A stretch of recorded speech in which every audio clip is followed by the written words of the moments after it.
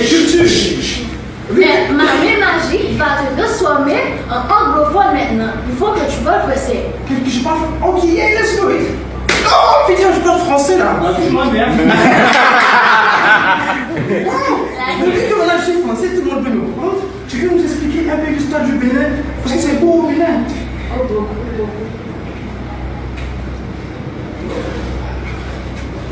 Avant la colonisation, le Bénin était connu sous le nom de Royaume du Dahomey. L'un des royaumes les plus puissants et organisés d'Afrique. Ce royaume était célèbre pour ses rois influents, son armée forte, ses femmes guerrières appelées Amazones du Dahomey. Waouh!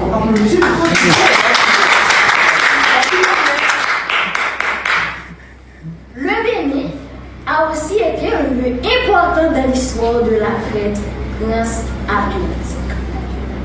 La ville du Ouaïda était un grand port d'où les Africains ont été envoyés de force vers les Amériques. C'est ce qui a créé un lien direct entre le Bénin et les pays comme Haïti, les États-Unis, le Brésil.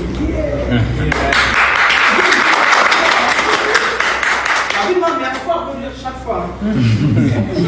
Le Bénin est aujourd'hui connu par sa richesse culturelle, le vaudou, une spiritualité ancestrale née au Bénin, les danses traditionnelles et des respects des tambours comme Haïti. Vous voyez, je vous dis que Haïti, ça a été aussi au Bénin. Pour moi, je suis aussi béninoise.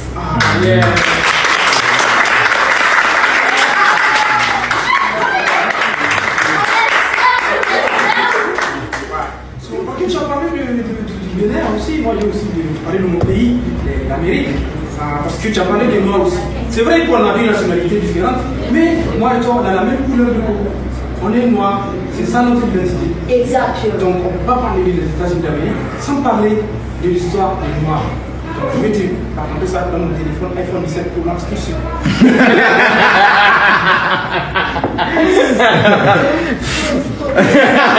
Comme j'ai des téléphones, quoi.